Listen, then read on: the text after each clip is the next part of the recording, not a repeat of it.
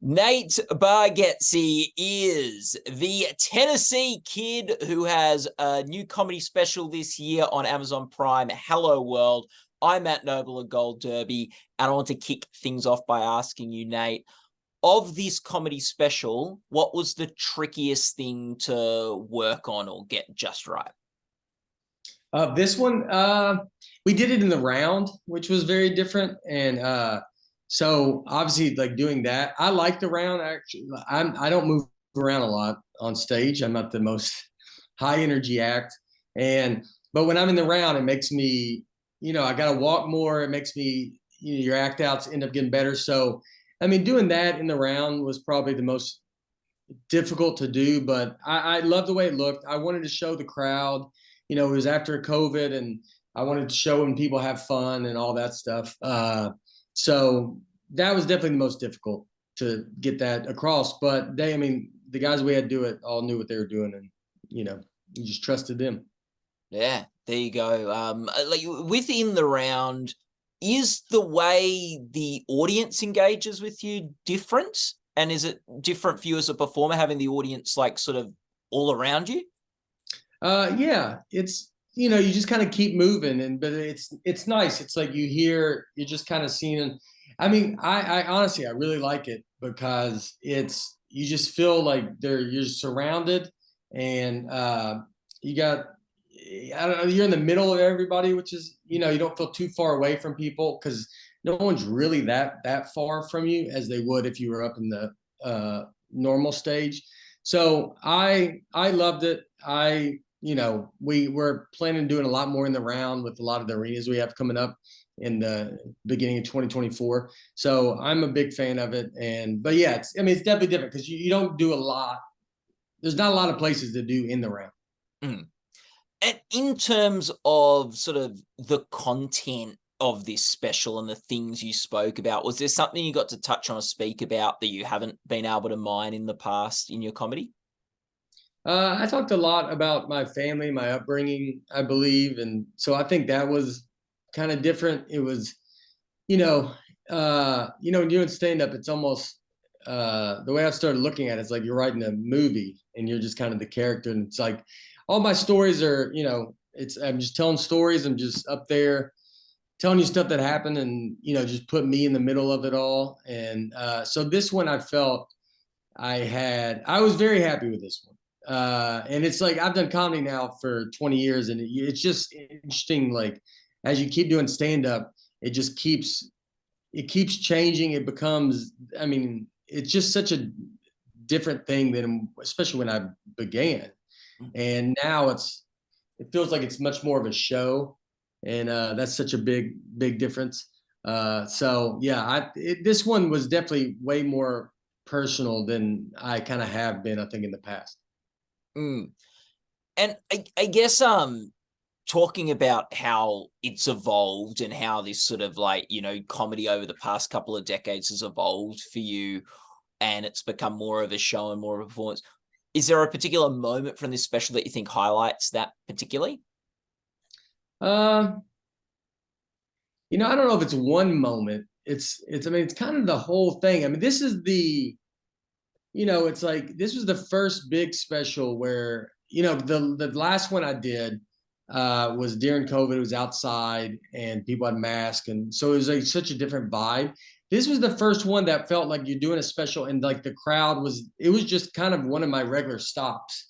Like I was going to play Phoenix, and then we just decided to shoot that. So as a comic, you always look forward to like being able to shoot a special in front of your crowd, because at the beginning when no one knows you, I mean, you got to get people in. You're paying audience members to come to a special taping. So this one, it felt like it was the overall thing just felt very different. Like they were there to see me. They knew why they were there, and so that whole vibe just, and I've been doing a bunch of shows leading up to that, and so it just felt, the whole thing felt very different. I don't know if there's one exact moment, but the whole vibe of it was just a different feeling of a special than I've had before. Mm.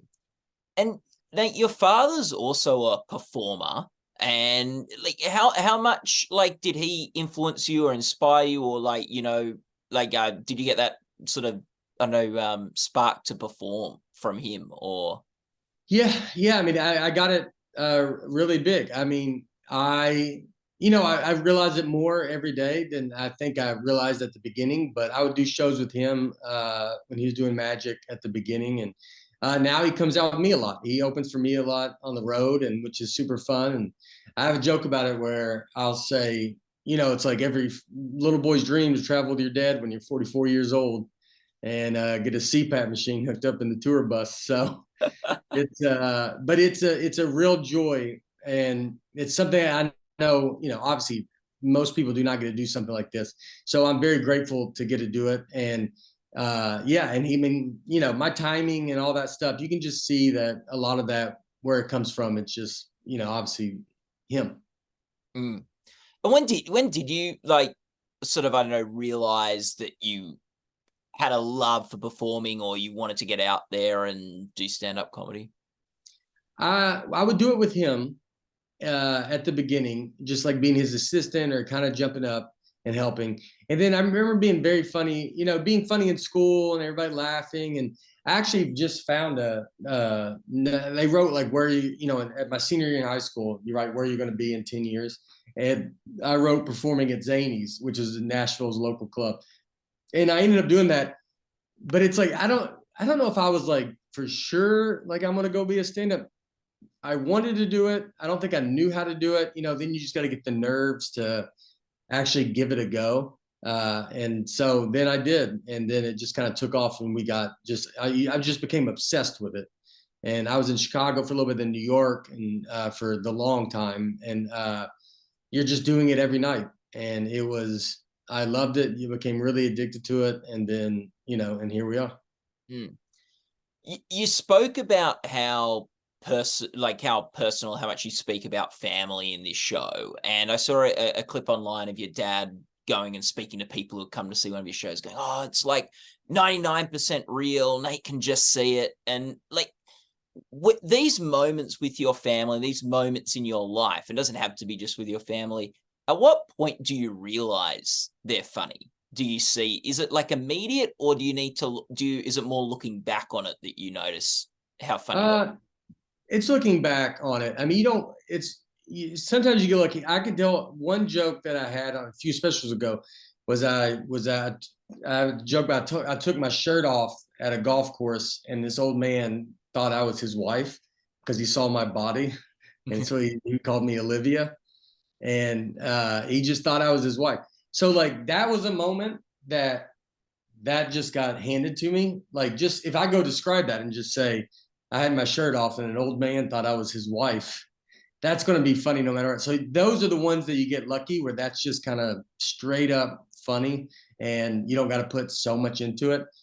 Some other ones you just got to look at it and just see, like, all right, this little thing happened, and then you just slowly, as you tell the story, because when you're telling the story, you're trying to put the audience to really like be in this. You want them to imagine it like you're imagining it, and that makes it funnier. So some of them they can take a little bit longer to, it's just how you say it, like how you present the idea to them. You want to make sure they're caught up and you're not going too fast and stuff like that. But that's the fun stuff. I mean, this new hour I'm doing I've just figured out this weekend, like a way to get to introduce this new hour I'm doing on the road. And I mean, it changes everything. Once you can introduce it, not that it goes good before, but it's like, you just know something's not, like, I'm not introducing this the way I need it to be. Mm. Like, sort of, it's almost, it sounds like the way you're talking about it, like there's keys that can unlock things and connect Yeah. things and open it up. What for you is the sort of key to comedy? What does make a bit work, or just like get unlocked? Uh, I mean, I make fun of myself, so I've always done that, and I've never, like, I really don't. I don't want to really bring in someone else. I mean, a big key is you got to show love too. So I talk about my wife and my family, and I love my wife. I love my family, and you got to show that you got to show that love. The same way a TV show. If you don't believe that this guy doesn't love his wife or family, then it just comes off very mean. And So it's showing that, and then I just try to put myself at the butt of the joke. I look at it as you can laugh with me or laugh at me, and it doesn't really matter. And so when you can figure that out, that's when it can kind of click, and I can feel myself sometimes if I put myself out of a joke and I'm not the person in the joke, then I cannot be going as good when I'm telling it, and then I'll just be like, well, let me put it more back on me, and the way you phrase that, and that can make it kind of click, and then you're just like, all right, and you get rolling. Yeah. And I think is there a balance between like drawing on and being inspired by sort of other comedians, but also being yourself and doing something that's just you? Yeah, very much. I mean, at the beginning, you sound like a lot of the other comedians, especially your friends. I'm a big Seinfeld fan, and so I mean, a lot of the stuff I do, I think I got it from Seinfeld. Like hearing him talk about comedy and stuff like that, and so I go and do that. But luckily I have I'm Southern. I have this voice, so I don't know if everybody could always tell at the beginning if I sounded like someone because of my accent and all that.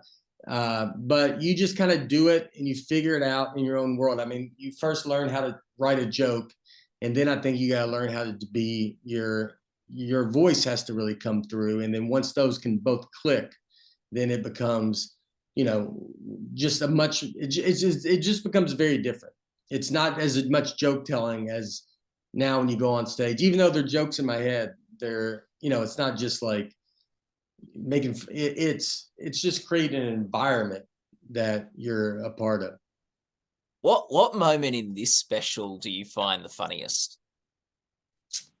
I love the boat stuff. So I talk about my sister buying a boat, and just when you go on a lake and you buy a boat, and everybody driving a boat is either drunk or 11, like no one's a normal person. And I loved and buying ice. I have a joke about buying ice when you go buy ice, because they're just very like, I don't know. It's the ice one's fun because it's like you're when you first tell it, you're like, all right, is anybody even going to get this? Because this is you're commenting on something so stupid about buying ice, but then when it does connect, like that's a laugh, that's a pretty special laugh that you get from people, and you can really catch people off guard with it, and so you can hear them laughing really hard. And so those two are very fun to tell. I love telling them. This whole last hour, I really enjoyed telling it. It was just super fun. I just try to keep stuff to be super fun, and it was very fun to tell. Yeah. No, like it does seem, and I'm in Australia, and that's the same thing. Like ice seems to be the thing that people have never planned for before an event. It's like it's always what can I bring? You think, yeah, you could bring 10 bags of ice. That'd be great. So what now we've got now, which is partly why we're talking, the Golden Globes have a new category for best stand-up comedian in television, or stand-up performance on television, which Hello World will be competing in or eligible for. What does that mean to you that stand-up comedy is now sort of being recognized by the Globes? I mean, it's a huge deal. I mean, I think stand-up comic where, it's like you're always kind of like on the outside of that stuff. And I don't know if we don't even mind, that's like you're just such a different thing. But the stand-up comedy it's bigger than it's ever been right now. And you can see with just on tour and people going out, and there's so many great comics. And, a long time ago, if you were a stand-up comic, you had to have TV shows really to move you forward. And now you can just kind of do it through stand-up. And this is a whole new world that, a lot of the comics before me built up. And so now we're getting to kind of ride that wave. And so it makes it a legit kind of thing, which is good for comedy. It's good for future comedians that are going to want to come up, and it's going to make it more of a mainstream kind of art form. And, the way music is when people go to concerts and stuff like that. And so it's really a big deal that the Golden Globes are doing that. And, we don't get acknowledged much, and not saying we should or shouldn't, but it's for what we do, and I think the great comics that there are, it's a giant deal that they're doing this. Hmm. Um, there are Emmy categories for stand-up comedy, and there's also a Grammy category for stand-up album, or for comedy albums, sorry, because there have been some musical comedy albums that have won that as well. But you were nominated a couple of years ago for your last special there, for the I'm reading the wrong thing. Greatest Average American, the Greatest Average American. You're nominated for that. Nate, what did that mean? That recognition at the Grammy Awards? That's that's like one of those dreams that you have that you just kind of dream in your head quietly to yourself. You don't, say it much, or it's one that you're like, I don't, whatever, I don't care, but you do want it. I mean, this is all the stuff that you grew up watching, and everybody that you looked up to was at these events, and they won these awards or got nominated for these awards. So it's something that you do want, and but it can be out of your hands, so you try not to get too attached to it. You don't want to be let down too much. But the Grammy one was, I mean, it was very special to get nominated, and I mean, that's the nomination is really everything. I mean, you obviously would like to win, but it's being nominated, being recognized, and it's showing that your work is, people are seeing it, and it's on a bigger scale, and the fact that they're seeing it. So it was giant. It meant the world for it to happen. Do you reckon we'll ever go back to a day where a comedy album can win Best Album of the Year at the Grammys? Yeah, I mean, yeah, I don't know. I mean, maybe, that's music is obviously enormous. Did it? Yeah.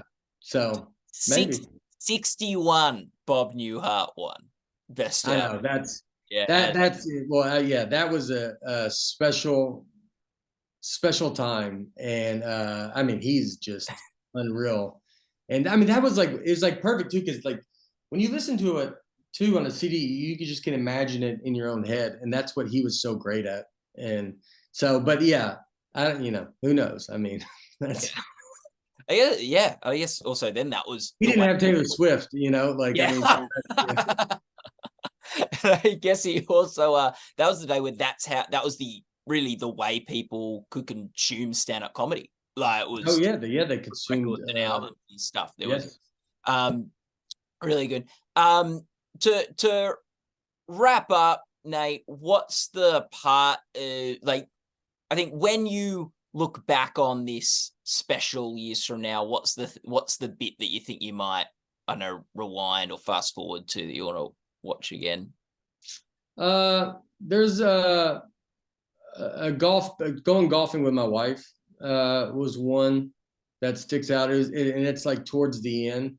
Because it was a story that honestly I could have probably closed the special on, which I like the story I closed the special on. The fun part about the one I closed the special on is because our door we have to these guys come take our front door, and I did not know they were doing that. But I have a podcast, and the day that happened, I just talked about it on my podcast. So that one's pretty fun, because there is a way to see the literal just kind of first reaction to that happening, and then you see the final product. But that and the golf one right before that is just, the golf one was one I didn't know if it was going to be anything, because sometimes when stuff happens that's crazy, it's kind of hard to make it something, because maybe it's too unbelievable or something. So you got to figure a way to be like, no, this is for real, without, the whole time going, I promise this is real. I promise this is, so both of those at the end I was very happy with it felt they were, I really was able to get out on a high note on this special, and that was pretty nice. Yeah. Oh, fantastic. Well, Nate, thanks so much for spending time chatting with us today. I know this was a one-on-one setting, but I don't think you said anything dumb, so well done. Thank you. That's all you can hope. All you can hope for. Yeah. That's with the new stand-up category. That's all, like every comic's like, just don't say anything dumb. Yeah. We kicked right back out. So And yeah, and from all the best of luck with the Golden Globes and other awards that this special will be eligible for down the pipeline. I really appreciate the time, and thanks for spending the time from one older sibling to another. Thanks. Awesome. Thank you.